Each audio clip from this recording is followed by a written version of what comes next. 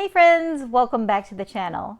If you're new here, I am Jennifer Huber, also known as Solo Travel Girl, and I've been documenting my experience of using Mounjaro to manage my type 2 diabetes. Now before I get into this week's update, I just want to remind you that I am not a healthcare professional. I am just sharing my personal experience and opinions about using Mounjaro. Also, I have no relationship with the drug manufacturer. All right, so let's get started. I hope everyone's new year is still going well. I know we're 2 weeks in, and I had a very long day. I'm actually filming this video. I guess it's almost 11 o'clock.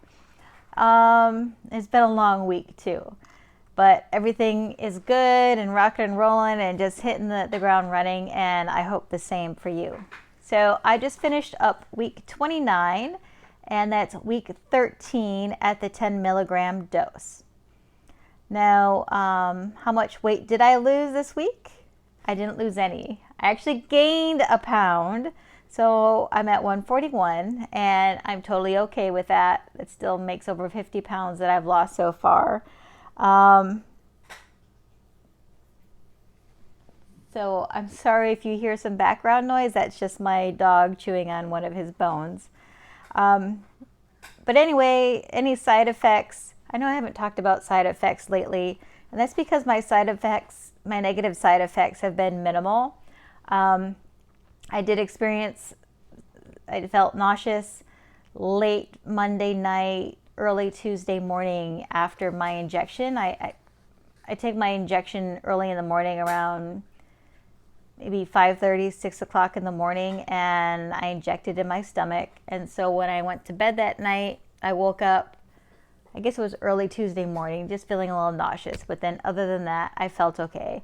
I haven't had any of the other side effects that I had early on with Mounjaro. I haven't had the constipation. I haven't had the feeling of being very, very sick, just very light nauseousness, which is good, right? And I hope the same for you. And I don't know if this is because my body is just, adjusting to the medication and finding its own groove and everything. But anyway, those are my minimal side effects.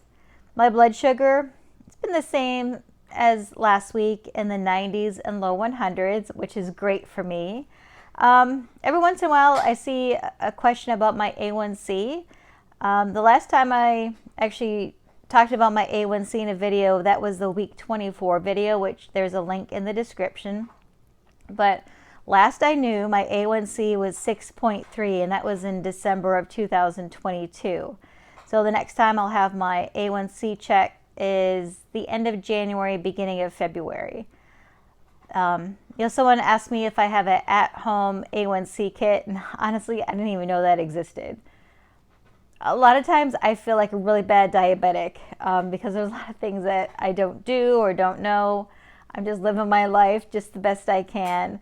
But I'm glad that technology is out there. Just like the monitors. When I wore that monitor for the first 10 days after my first injection, I thought it was really cool just watching the glucose and all that. And I know a lot of you do wear monitors and it's old hat for you, but I'm just fascinated with the technology, how that could be attached to you and, check on your phone and all that good stuff. All right, food. It's New Year, it's dry January, but there's still a lot of temptations out there in the food arena. Especially with the way my schedule has been, a lot of time in the car, but I'm still working at being mindful as to what I'm putting in my body, choosing to put nutritious things in, and every once in a while, yes, I will splurge on something. My mom sent me home with a bag of sponge candy from Buffalo. If you're from Buffalo and if you're familiar with sponge candy, you know that it's a Buffalo thing. It reminds me of home, but it also tastes pretty good, and it's chocolate covered as well, dark chocolate covered. But I had another Bistro MD meal, and I have some videos about Bistro MD, my experience with them, so I do need to get those uploaded. But Bistro MD, remember, those are the meals that are It's designed by a doctor, chef prepared, and basically all you need to do is pop it in the oven or the microwave to heat it up. So I had another one of those this past week. What else? Still working on my smoothies in the morning. I'm still not sure how I feel about the blend yet. It is super convenient. I do like that. Unlike a NutriBullet, I don't have to plug it into an outlet only to charge it, but it is super convenient, and I just need to get my portion sizes, I believe. Maybe that's the issue that I'm having, because it does kind of get stuck. I think I maybe jam pack it with too much stuff, not necessarily the liquid, but I've been tossing in frozen spinach and then some frozen berries, and yogurt and vanilla milk. That's kind of my old standby, but I'm trying to use that America's Test Kitchen beverage recipe book to mix up my smoothies, meaning getting out of my box. I'm trying that. All right. Exercise. You know, when your body craves something, you just gotta do it. My body has been craving exercise, so I did get back into the swing of things with PiYo a couple times this week, and then I've been picking up my free weights to do some strength training, some upper body strength training, because I know you can't see it through the long underwear that I'm wearing. I guess I'll talk about that later. But I just want to get into strength training, and I know that's going to tone up my overall body. And as I have mentioned before, and I know you know this, is that muscle burns fat. So the more muscles that you have, active muscles, that's going to help burn the fat on your body. And of course, I'm walking my dog twice a day. Today I got in a lot of steps, over 10,000, maybe 11,000, but that's because what else I was doing today, but I will get into that in just a little bit. But so those are basically the health updates. Talked about my weight gain, talked about my blood sugar, food, exercise. All right. I made a post this week, very exciting, that I now have clean water. It's been 3 months since Hurricane Ian, and now that I have clean water in my house, I can't believe that I've gone this long without clean water. I wasn't drinking this bad water. I wasn't brushing my teeth with it, but yeah, I've been bathing with it. I got sick a couple times from it. Needed to have antibiotics to take care of it. I didn't tell you about one of those times, but yeah, I got sick. I'm pretty sure it's from the water. But yeah, I now have water. I can brush my teeth. I can't necessarily drink with it. I need to get my reverse osmosis system going, but I can wash my dishes properly. It is amazing to have clean water. It doesn't smell. It's not leaving stains in my toilet or my shower. It's just awesome. So I am thrilled about that. Insurance isn't paying for it, but that's okay. I'm loving having the clean water. And then the other update it's just going to be a light update. The biopsy, about the lump on the nodule lump on my thyroid. I'm still waiting for the radiology place to call me back. So Tuesday, it'll be 2 weeks since I called them, and it'll be it'll be over a month since when they received my records, which 2 weeks ago they claimed that they misplaced, or they claimed they never received them.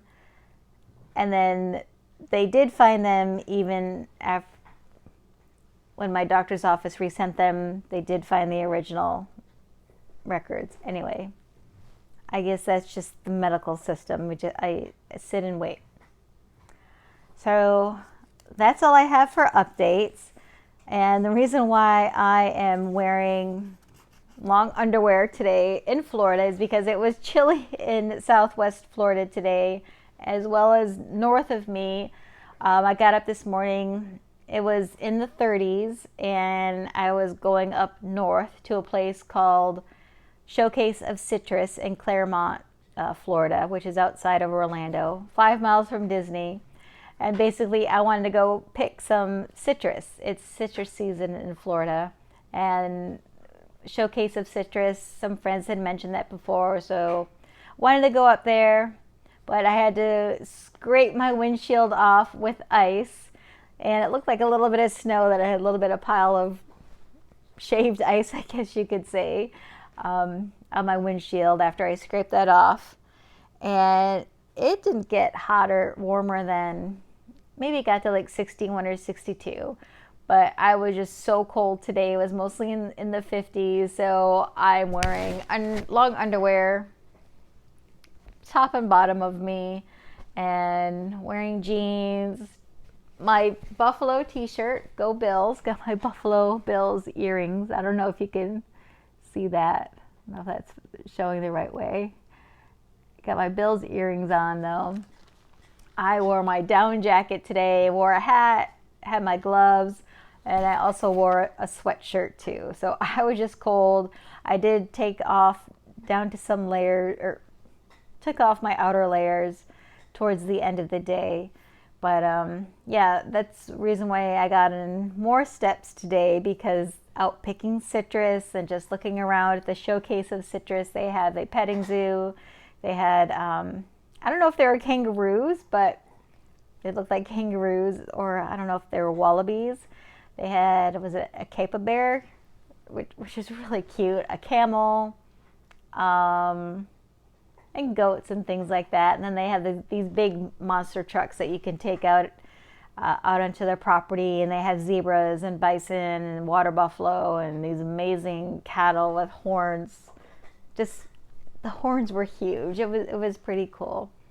I'll try and add some photos at the, or I will end some photos or videos at the end of this video, so you can get a feel as to what this is. But that's one of the few places in Florida where you could actually go and pick the citrus. You know, when you're driving through the citrus field, or driving through the citrus fields, I should say along the citrus fields or orchards, it's very tempting to stop and go out and pick the oranges, but you shouldn't do that. It's not legal. It's not right. It's very tempting. But also, it's very rare. A lot of the groves are shrinking. Either the farmers are just selling their land because they can make more money off the land that way, or a lot of the farmers have been driven out of the citrus industry in Florida because of something called greening, which is a disease, and it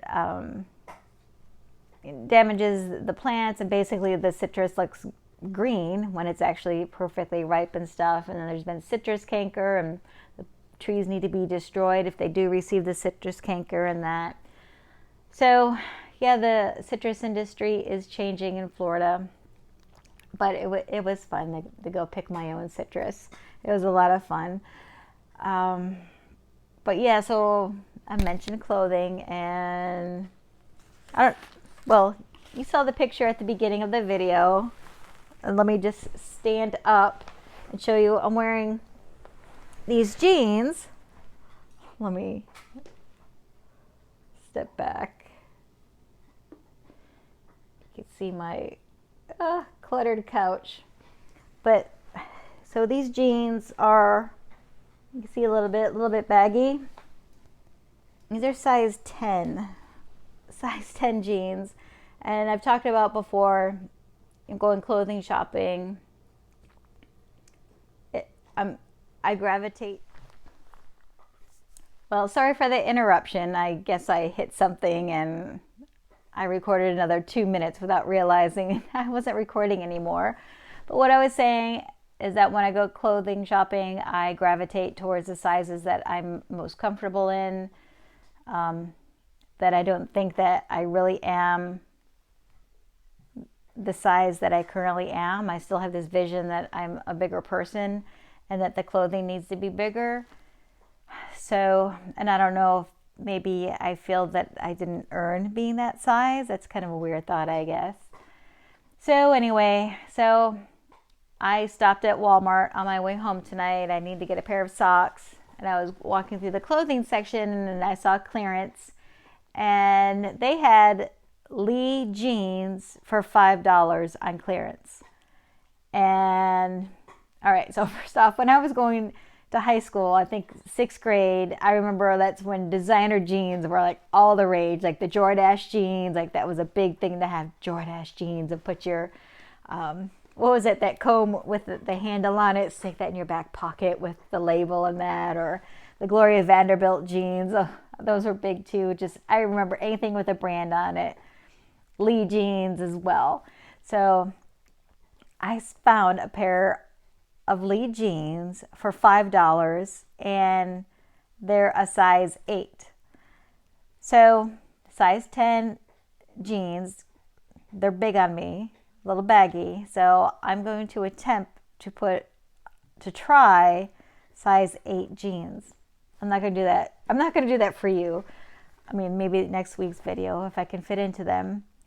But my point of telling you this story is that 20 years ago, my friend and I, we joined a gym and we told the trainer that if he could get us down to size 8, we would get our belly buttons pierced. So now that there's a good chance I am now a size 8, my question to you is, should I get my belly button pierced? You saw what my stomach looks like if you watched a couple videos ago. I don't know, is that something 50-something-year-olds should do? Or is that even a thing to do anymore? Was that something you did 20 years ago? I don't know. Let me know in the comments what you think about that. But anyway, again, I hope your new year is off to a great start. I hope you're having success with Mounjaro, and I hope life is just treating you well. So thank you so much for being here. I do appreciate you. Have a fantastic week, and I will see you next Sunday. Take care. Bye-bye.